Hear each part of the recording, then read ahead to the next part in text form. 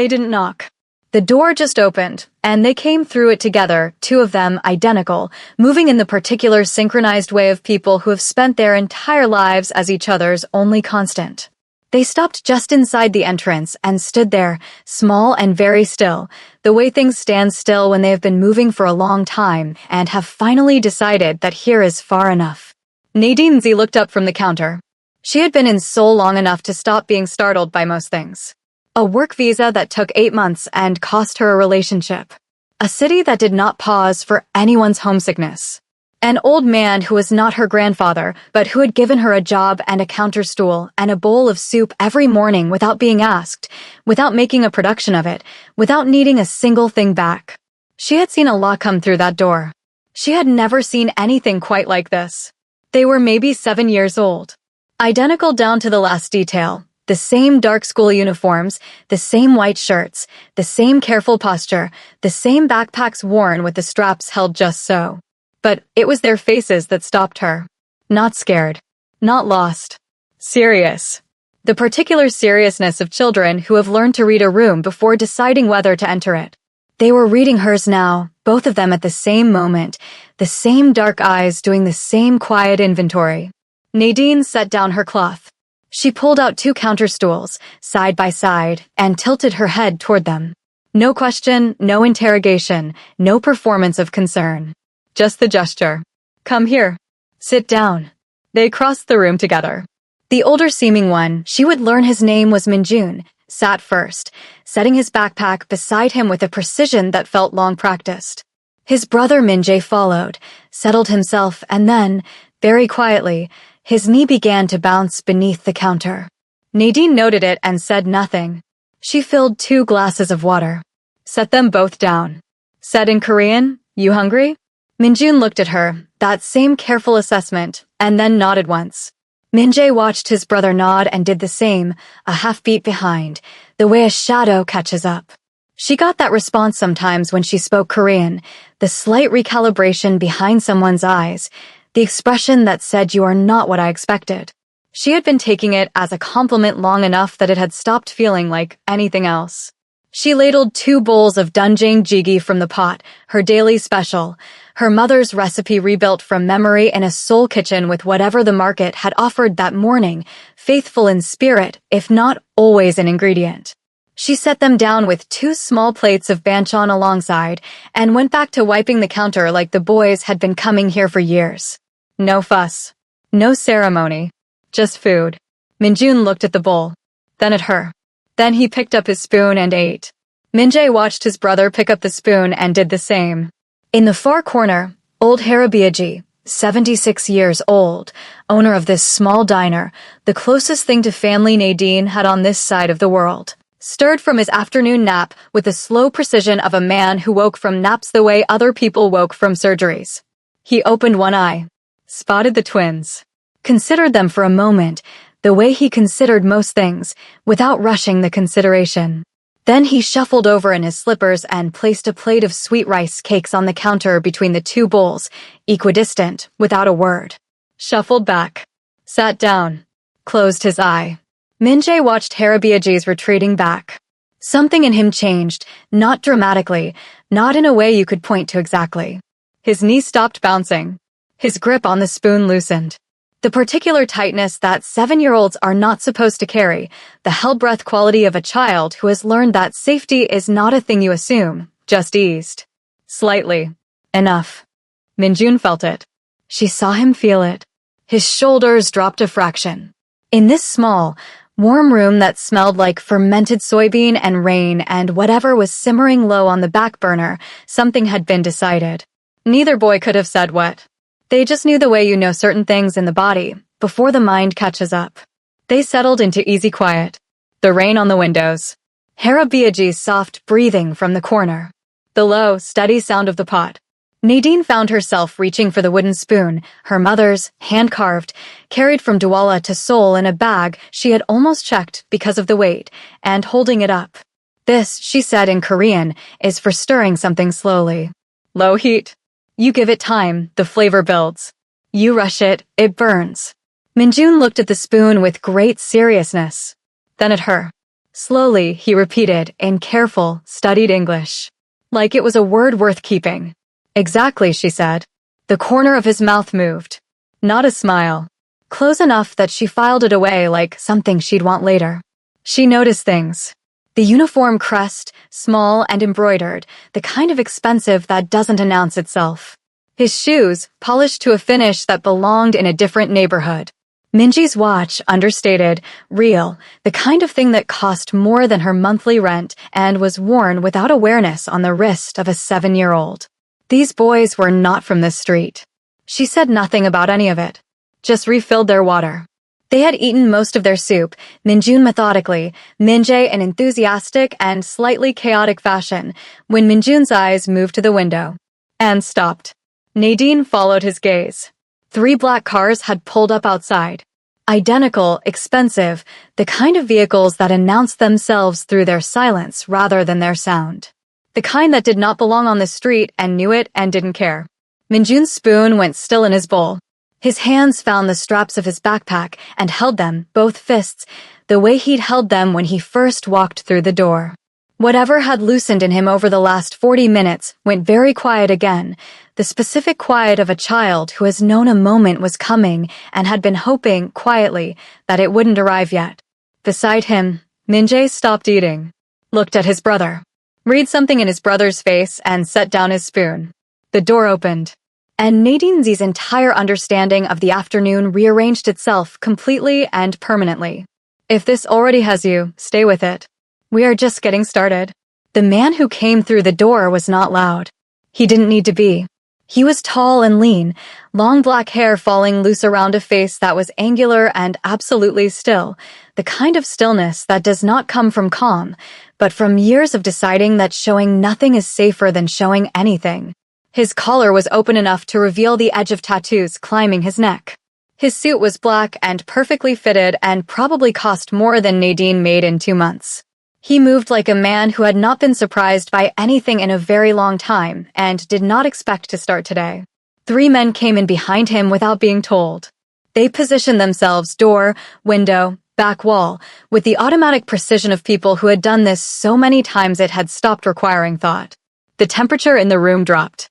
Mr. Kwan, who had occupied the same window table every weekday for 9 years, who had outlasted 2 landlords and 1 difficult divorce and never once left his rice unfinished, folded his newspaper, placed it on the table, and went entirely still. Harabiaji opened both eyes. Nadine did not move. She stood behind the counter with one hand still resting on the pot and watched this man fill the doorway of her small, worn diner like he had stepped in from an entirely different world. Because he had. His eyes swept the room once, twice, quick, precise, the sweep of a camera that misses nothing. Then they found the twins at the counter. For 1 fraction of a second, 1 single beat that Nadine almost missed because she was watching for the wrong thing. Something moved across his face that had nothing to do with power or control or whatever it was that made an entire room forget to breathe when he entered it. Relief. There and gone before she could be sure she'd seen it. He crossed the room. Every step deliberate. He crouched down to the boys' level, to both of them, turning slightly between them, and his voice when he spoke was low and quiet and meant only for them. His hands moved briefly over each of them. Checking. Confirming. The hands of a man who has been afraid in one particular way for a long time and is verifying, once again, that the thing he feared has not come to pass. Both boys answered him. Minjun in short, careful sentences. Minjae in shorter ones, watching his father's face. Then Minjun turned and pointed directly at Nadine. The man straightened, turned, looked at her. Nadine looked back. She did not know who this man was. She had no context for the cars outside or the 3 men currently occupying her walls or the fact that Mr. Kwan appeared to be attempting to become structurally part of his chair. She had only instinct, and every instinct she had was firing all at once. She held his gaze anyway. She was from Cameroon, and she had been raised by a woman who did not look away, and she was not going to start now. He reached into his jacket, placed an envelope on the counter between them. It made no sound. It landed with weight. Nadine did not touch it. For a moment, neither of them moved. The diner was so quiet she could hear the rain on the glass, the low simmer of the pot, the sound of her own breathing.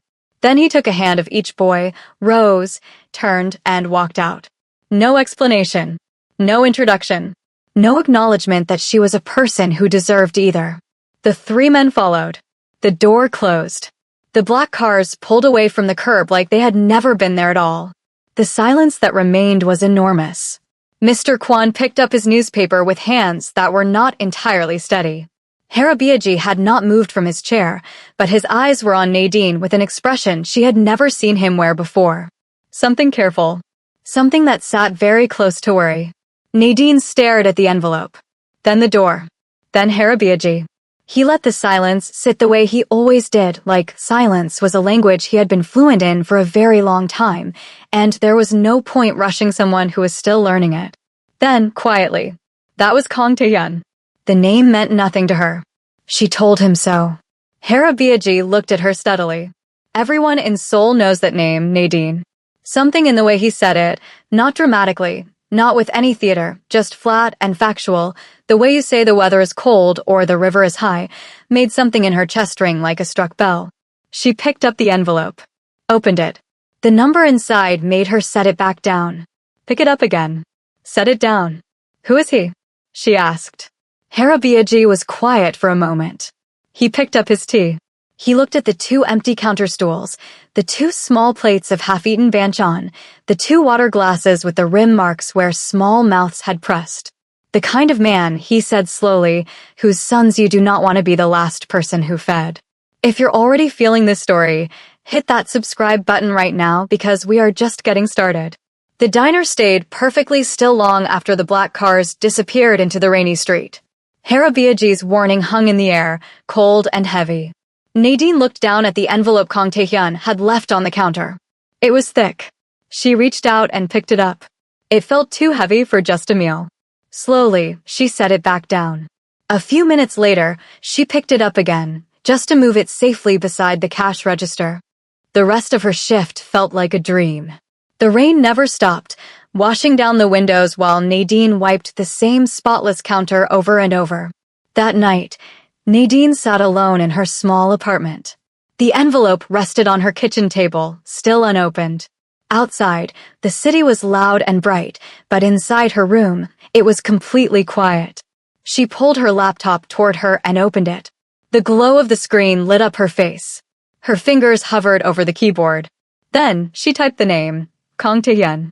She pressed enter. The search results flooded the screen. She read the first few lines, snapped the laptop shut, and sat in the dark for a long moment. She took a deep breath. Then, she opened it again. The news articles used careful words, but the truth was clear. The Kang Syndicate. 3 generations of deep, untouchable money and power. The stories painted a picture of a son who took over the family business at 31. In just 7 short years, he had made himself more feared than his father had been in 25. He was a man who moved quietly but ruled absolutely. And at the bottom of a smaller article, she found the detail that made her chest ache. He was a widower. He had twin sons. Nadine closed the laptop. She didn't turn on the lights. Instead, she thought about Minjun holding his spoon so carefully, and Min-jae finally relaxing his bouncing knee in the warmth of her diner. She sat alone in the dark room, wrapped in the specific silence of a woman who had already made up her mind and was simply waiting for herself to catch up with it. 3 days went by. The diner smelled like hot broth and rain, just as it always did, but Nadine kept catching herself looking at the 2 empty counter stools. She noticed the small, matching scuff marks on the metal footrests where 2 pairs of shiny shoes had rested. The quiet in the diner felt heavier now. She called her cousin Beatrice back home in Yaoundé. Beatrice picked up on the first ring. What happened? She asked, hearing the heavy pause in Nadine's voice before she could even finish her first sentence. Nadine couldn't find the right words to explain it. That evening, just as Nadine flipped the sign on the door to closed, a man walked in. He wore a perfect gray suit. He had a pleasant, easy smile, the kind that belonged to a man who never needed to raise his voice to get exactly what he wanted. He set a thick folder on the counter. Mr. Kang would like to make you an offer, he said softly. He listed the details smoothly. She would move into the Kang family estate. She would be a live-in companion and tutor for the twins. She would receive free room and board and a very generous salary. Then he added one last detail, stating it as simply as if you were talking about the weather. And protection. For you and for anyone you care about. That last word landed differently than the rest. It felt like a warning and a promise all at once. Nadine crossed her arms. I'm not a nanny. The corner of the man's mouth twitched into a tiny smile. Mr. Kang is aware of that. He is not looking for a nanny. He is looking for whatever it is you are. Nadine stared at the cream-colored folder. I'll think about it. After the man left, she sat with Harabiaji over cups of hot tea. The folder sat on the counter between them. The old man looked at the folder, then at her, and finally took a slow sip from his cup. You already know what you are going to do, he said quietly. Nadine looked at the two empty stools. That night, she called Beatrice again and told her she was taking the job. Beatrice was quiet for a long moment before she said 4 things. Are you serious? Be careful. Call me every single day. Then she took a deep breath. And Nadine, don't disappear into someone else's world. Nadine almost promised. But as she looked out her window at the dark city, she was not entirely sure she could. She packed one practical bag. Inside went her mother's recipe notebook, its corner water-stained from an old kitchen mistake she never talked about. Next went a small, hand-carved wooden spoon. It had belonged to her grandmother, then her mother, and had survived 3 countries and 1 terrible airline. Leaving it behind was simply not an option. At the diner, Harabiaji handed her a wrapped container of warm stew for the road without being asked. When she hugged him goodbye, he held on a second longer than usual. Sunday lunch, he told her softly. Every Sunday. Nadine climbed into the waiting black car. She watched the diner get smaller and smaller in the rear window until it vanished completely. When they arrived, the Kang estate did not look like danger. It sat beside the wide, gray, slow-moving Han River. The house was built with clean lines and tall glass windows, surrounded by a beautiful garden that someone had cared for with real love. But the high stone walls, the hidden cameras, and the guards pretending to look relaxed told another story. The person who built this place understood the difference between a home and a fortress and had tried to make it both. Inside, a head housekeeper named Mrs. Yoon met her. She stood with a perfectly straight back, handing out strict rules with a blank, neutral face. Nadine decided the older woman was still making up her mind about her. Nadine had been in her pristine new room for exactly 11 minutes when she sensed a quiet presence outside her door. She opened it. Minjun and Minjae stood side by side in the hallway. They had their backpacks on and their hands resting flat against their sides. Minjae was watching his brother closely, waiting to follow his lead. Minjun looked up, his face very serious. Are you ready to start? He asked in slow, perfectly practiced English. Nadine tilted her head. Did you practice that? A tiny pause. Yes, Minjun said. Both of us. Nadine laughed. It was a big, loud, real laugh that bounced off the clean white walls and had absolutely no business being in such a serious hallway. The twins jumped in perfect unison. Then, the corner of Minjun's mouth curved up. Seeing this, Minjae smiled too, but his was wider and brighter, reaching all the way to his dark eyes. Come on then, Nadine said. Both of you. Let's find the kitchen. The kitchen quickly became their entire world. Nadine taught them English through cooking, giving them words like season, fold, rest, and bloom. The twins learned in completely different ways. Minjun was careful. He filed each new word away and used it later in perfect, surprising sentences. Minjae was fearless. He used new words immediately, tossing them into completely wrong sentences with so much confidence that Nadine always knew exactly what he meant. Every morning, she found 2 drawings slipped under her bedroom door. Minjun drew like an architect. He sketched the kitchen from above, placing every jar perfectly and carefully outlining Nadine's hands on a pot. Minji's art was a colorful, happy mess of giant heads and wide arms. When he pointed to a bright yellow blob and called it soup, Nadine told him it was beautiful. I know, he replied simply. She pinned their pictures to her wall in an alternating pattern until the white paint disappeared and the room finally felt like home. As the days passed, Minjun spoke more freely, discovering that words gave him better tools than silence ever could. Minjae started to sing. It was a soft, tuneless hum under his breath. Nadine heard it for the first time while he was washing vegetables at the sink, unaware she was standing in the doorway. She closed her eyes and tucked the sweet memory away, knowing she would carry it for a very long time. One rainy afternoon, the three of them stood at the counter with their elbows touching, working on the same batch of dough. Without looking up from his sticky hands, Minjae spoke into the quiet. Our mom used to let us help in the kitchen. Minjun went completely still beside his brother. Nadine didn't stop moving her hands. She kept kneading the soft dough, keeping her voice light and steady. What did you make? A short pause hung in the air. Then, both boys answered at the exact same time. Juk, said Minjun. Egg rolls, said Minjae. They blinked, turning to look at each other. Suddenly, Minjae laughed. The joyful sound broke out of him like bright sunlight bursting through a cracked window. Beside him, Minjun smiled, and it was the truest, most real smile Nadine had ever seen on his face. She just pressed her hands deeper into the dough and let the magic settle, knowing some moments survive best when you don't point at them. Kong Taehyun began to appear at the kitchen entrance. For times, to be exact, though he never actually stepped inside. The first time, Nadine was alone. She was stirring a pot and talking to herself, the way she always did when she cooked. Low heat, no rushing, she murmured to the simmering broth. You cannot hurry the thing you want to last. When she looked up, he was standing in the doorway. His face held an expression she had never seen before, like a man standing out in the freezing cold, looking through a lit window at a warm fire he had forgotten he was allowed to want. Their eyes met. Without a single word, he turned and walked away. The second time, his presence felt like a sudden shift in the weather. Nadine didn't look up. She was busy refereeing a very serious debate between the twins over whether egg rolls were a main dish or a side dish. You're both right and you're both wrong, she told the boys gently. That's what makes it interesting. Minjae accepted this instantly.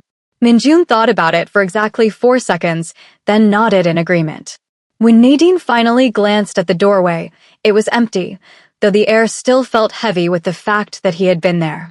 The third time, Minjae spotted his father before she did. The little boy froze for 1 sharp second. Then he turned back to the counter, his face suddenly completely blank and far too composed for a 7-year-old. The fourth time, Nadine was leaning against the counter, talking on the phone with Beatrice. She was laughing a loud, real, unguarded sound. When she turned and found Taehyun watching her, the laugh didn't cut off in panic. It just finished naturally, fading out like the end of a good song. He stared at the stove. What is that? My mother's recipe, she said. Pepper soup. Adapted for Seoul. You want some? The casual question surprised him. His dark eyes widened for just a fraction of a second before his cold mask slipped back into place. No, he said, and walked away. Over the phone, Beatrice's voice crackled. Was that him? Don't, Nadine warned. I'm not saying anything, Beatrice replied softly. I'm just saying that you laugh like that. Nadine said nothing, and they both knew exactly what that silence meant. Nadine woke up at 2 a.m. The house was perfectly still, but it was a different kind of quiet. It was the specific kind of silence that meant something in the house had changed. She slipped out of bed and opened her door. Both twins were sitting on the floor in the hallway directly across from her room. Their backs were flat against the wall, and their knees were pulled tightly to their chests. Their shoulders were exactly touching. They weren't just sitting close to each other, they were pressed together, like two children who knew that when everything else in the world was scary, having each other was the only safe thing left. Their eyes were wide open and dry. Their faces were completely blank, caught in that frozen space where someone wakes up from a terrible nightmare and just waits for their heart to trust that they are safe. Nadine didn't ask what they had dreamed about. She didn't ask if they were okay. She simply crossed the hall and sat down on the floor right between them. Leaning her back against the wall, she started to hum. It was her mother's song, a soft, steady tune without a name. It was the kind of song meant for a dark kitchen in the middle of the night, when someone small just needed something real to hold on to. She felt Minjae move first. He leaned his weight against her arm very slowly, testing her warmth, like stepping on thin ice to see if it would hold. A moment later, Minjun shifted. He was slower and much more careful, measuring the distance before finally resting his head against her other side.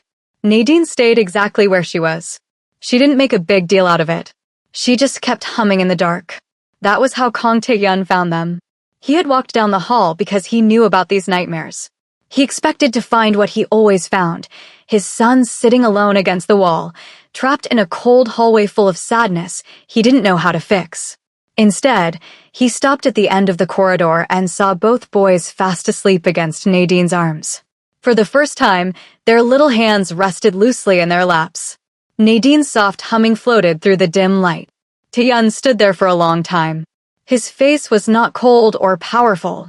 He didn't look like a boss who made entire rooms freeze in fear. He just looked like a tired, grieving father. He watched this woman give his sons the exact comfort he didn't know how to give them. It hurt, but not in an angry way. It was a quiet, heavy feeling that lived right between thankfulness and deep sadness, a feeling with no real name. Without making a sound, he turned around and walked back to his room. He did not sleep for a very long time. The feel of the house changed. Nadine noticed the shift before she could even name it. There were more guards at the gates. Conversations in the hallways stopped a second too quickly when she walked by. Mr. Shin, the representative, moved through the house with a sharp new focus, though his pleasant smile never changed. Nadine watched him carefully, remembering her grandmother's warning, "No one is that perfect, baby." That much control always hides a secret. Kang Tae-hyun disappeared for a day and a half. Nadine worked hard to keep the twins' world feeling warm and perfectly normal. They had kitchen lessons and English practice. Under the watchful eyes of security guards, they played in the garden, where Min-jae spent 20 minutes explaining his newest drawing to her with absolute seriousness. Later that afternoon, Nadine was walking down the quiet east corridor. Minjun had slipped away from their lesson early, and she was looking for him. As she passed the closed door of the private study, she heard voices. Low, tight, and serious. She froze. The Jaesung network is moving faster, she heard Tae-hyun say. His voice was flat and hard. Suyin's accident was not an accident. Someone in this house gave them her route. Then came Mr. Shin's voice, terribly calm. We are close to confirming who. Nadine stopped breathing. She took one slow step backward. Then another. Heel to toe. On her third step, her elbow clipped the decorative vase sitting on the hallway shelf. Time slowed down. The vase tipped over the edge. Nadine reached out with both hands and caught it just a half second before it smashed against the floor. But the soft thud of the heavy ceramic against her palms was just loud enough. The voices inside stopped completely. The door opened and Tae-hyun stepped out. He found her standing there, holding the heavy vase in both hands, her face frozen in panic. Miss Nzi. His voice was perfectly smooth. I was looking for Minjun, she said. She didn't know how she kept her voice steady. Minjun is in the library, he replied. A heavy silence hung between them. He knew what she had heard. Mr. Shin was standing just inside the room, listening. Go find him. She held his dark gaze for 2 long seconds. And Miss Nzi, his eyes dropped to her hands. Put that down before you break it. She placed the vase back on the shelf. She turned and walked away, forcing herself not to run. Once she was safely around the corner, she pressed her back against the cool wall and closed her eyes. She let out a long breath, like she had been trapped underwater, and finally reached the surface. She stared at her shaking hands, took a deep breath to make them stop, and went to find the twins. For 2 days, a wrong kind of silence settled over Nadine's life. A bedroom door she knew she had closed was left wide open. Her phone moved a few inches on her nightstand while she slept. A window latch she always locked was found completely undone in the morning. She said nothing to anyone, but her grandmother had taught her to keep eyes in the back of her head. She paid sharp attention. Then came the morning she reached for the kitchen utensil jar. The small wooden spoon her mother's, and her grandmother's before that, the one thing she would never leave behind, was not where she had put it. Tucked neatly inside the carved bowl was a tiny, folded piece of paper. Nadine opened it. Smart women know when they've seen too much. You seem smart. She read it twice. Real fear hit her, cold and complete. But right behind the fear came a deep, clean anger. She was raised in a kitchen in Douala by a strong woman who set her jaw and kept moving when life got hard. Nobody touched her mother's spoon. She got dressed, marched across the estate, and knocked just once on Taehyun's study door. She opened it before he could answer. Taehyun looked up. Whatever he was about to say died the second he saw her face. Nadine walked straight to his desk, set the wooden spoon down, and placed the open note right beside it. "Someone put that inside my mother's spoon," she said, her voice completely steady. "Where else was I going to bring it?"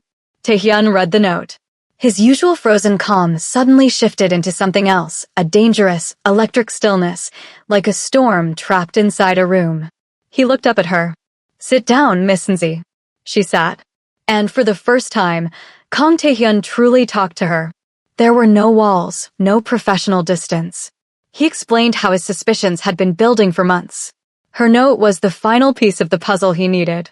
He admitted he had been watching her closely since the diner, making sure she was safe. She had never been as alone in this house as she felt. Nadine looked at him. "Did you know what you were asking me to walk into?"